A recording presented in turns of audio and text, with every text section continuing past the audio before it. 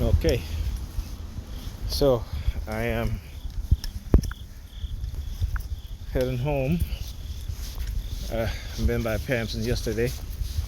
I ended up hurting my back last night, so I stayed. And let me tell you, it's no fun sleeping on a twin bed with a little person. Okay, so you see this picture I have here? So anyway, they hacked into my phone and pulled up this picture, right? Yeah. All right. So yeah, so they hacked into my phone and opened up this picture on WhatsApp. Now again, I don't need to tell you guys how you would get into your WhatsApp app and particularly go to a particular person, right? Open up that chat section with that person, all right? And so I was like, okay, what are they trying to say? All right. So, you know, Pam had sent me this picture of a wedding that she went to on June 4th. And the funniest thing about this picture is that, you know, she didn't send me a picture of herself, right? Not only herself, but look how she took the picture to show the person in the background. Okay? Normally, if she sent me a picture, you know, like a selfie, it'll be a selfie, right? But I never really paid attention to this picture, and I guess that's why they hacked into my phone to bring up this picture, right? Because also on top of that, the fact that she has a wedding that she's going to next week, and one of her co-workers getting married, okay? And I keep telling you guys about how they try to send me a subliminal message about how she's fucking somebody at her job or what have you, such and such, and blah blah blah, man, woman, whatever. Like I said, I don't really give a shit. But they do this because, again, they figure, hey, you know, since, you know, I still have feelings for her, that they will try to use it and manipulate it and to create jealousy and anger and all this shit. I know their game. And trust me, I've never been angry, you know, jealous about that shit. You know, being angry and being jealous is all part of who you are as a human being. That's your emotions, right? And what they want is to be able to control our emotions, to turn it off, on at their will, okay? And so you gotta understand that. This is why, particularly, not just we as TIs, how we feel emotionally manipulated, because they have emotionally manipulated us in order to have what is called emotional control over us, the ability to control our emotions, right? So, you know, and again, when you're dealing with people who are narcissistic in nature, they love to, and psychopathic, they love to show you what it is. They like to rub shit in your face. They like to show you what it is that they're going to do or what they've done to you, because they figure no one is going to believe you. They get their thrill off of it, right? So it's like I was telling another TI, I said, well, Pam, if I say, hey, I need you to come home because, you know, I got a test or what have you, can you be here by 6? She'll come at 6:30. If I say come by 5:30, she'll come at 6. You know, so everything I say, she'll do the opposite. And I realize that and I understand that's who she is, particularly when it comes to dealing with me, right? Because in her mind, I'm responsible for everything that ever happened to her that's bad, which is not true, right? You understand what I'm saying? So when I don't want to watch the kids because she wants to go out, then it's like, okay, well, I'm stopping her from going out. You know, I'm preventing her from going out. When I told her, I said, hey, get a babysitter, right? Get a babysitter.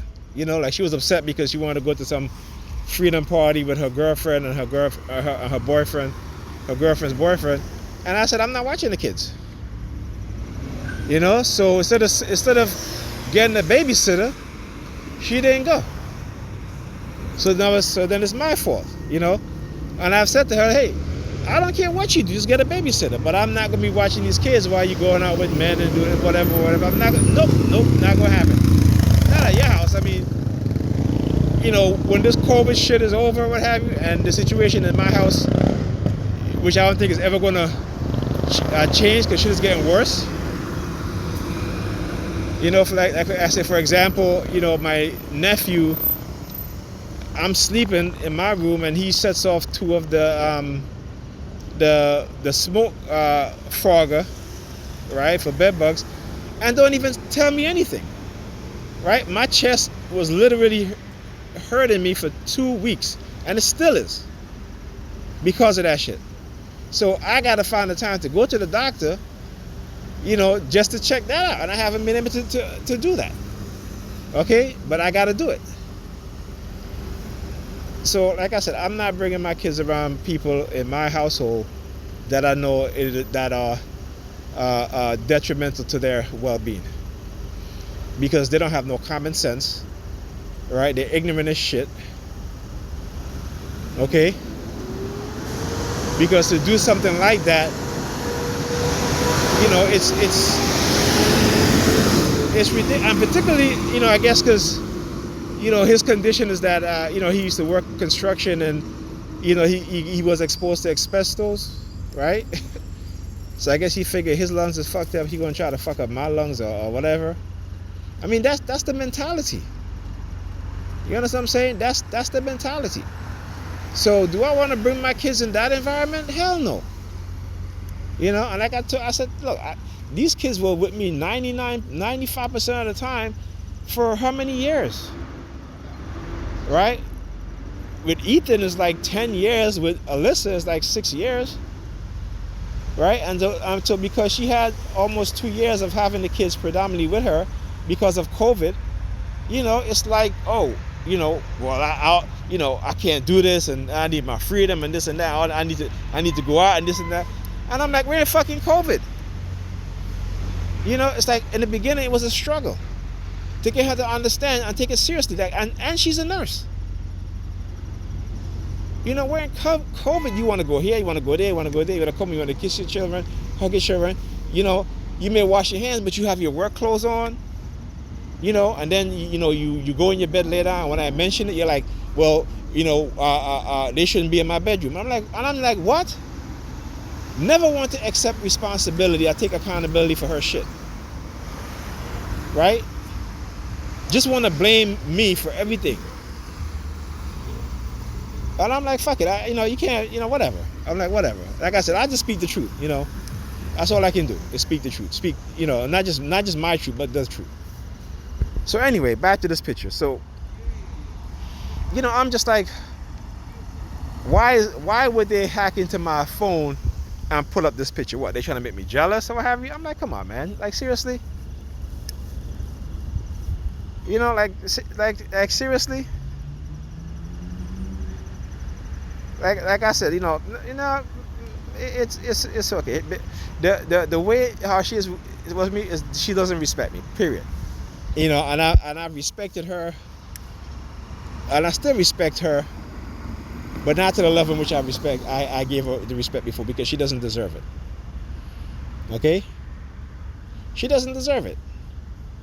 And I respected her even when she didn't deserve it. I still respected her, out of the fact that she's the mother of my child and the way I felt about her. Okay? But anyway, like I said, so they like to do shit like this. You know, and then tonight now she's like watching some video, and the person when the video was like, you know, when he says sometimes it's not worth the effort to squeeze the juice, something like that. Sometimes it's not worth the effort to squeeze the juice. And she's like, I like that. And I'm just like, okay, and you see, I think a little deeper than that. When I hear people use things like that, I said, okay, well, what effort are you putting in that you're talking about? You know, what kind of effort? Because there are some people that put in no effort at all, but think that they put in effort just by showing up. If you're in a relationship, they got some people who think they put in an effort because the fact that, you know, they don't, they hold their they you know, they hold their tongue and all that shit. That's not effort. That is not effort. Effort is doing the work. Effort is that when you're going through issues, that you can, as a man, that you can go to your woman and say, or your wife and say, hey, we need to talk. You know, and your wife or your woman can come to you and say, hey, we need to talk. You know, not shy away, not go into their room and lock the door and stay there, but you know, communicating and putting a plan together to move forward. Right? Because again, we've been taught that there's plenty of fishes in the sea. You know, as a man, you know, don't worry about her. There's plenty of women out there, what have you. And women, you know, like, well, don't worry about him. There's plenty of men out there, what have you. Right? And it's a bunch of bullshit. Because guess what's happening? You're in your 40s. You're dating like you're in your damn 20s. You know, you run the risk of getting HIV, other STDs, and all that shit. And, you know, when most people in their 40s, particularly when it comes to women, they're dating younger men because men their age don't want to deal with them because they understand who they are. They understand they're too independent. You can't say shit to them. Okay, they want to be the one to wear the pants in the relationship. They want to be the one to put, you know, to be the alpha. And when it comes to the bedroom, they want to put on the strap on and they want to fuck you as a man. You know what I'm saying? And it's like, hell, you know, it's like, so why? Exactly. So they end up dating younger men, and all these younger men do is just screw them left and right, and that's it. And they're happy with that. They're okay with that, and that's fine. But when you talk about effort, a lot of people don't even know what effort is. They don't know they may know the term, but they don't know what it is to actually put in effort. They don't. Okay, so I'm going to end this video here. My bus is coming. And I'll talk to you guys in the next video.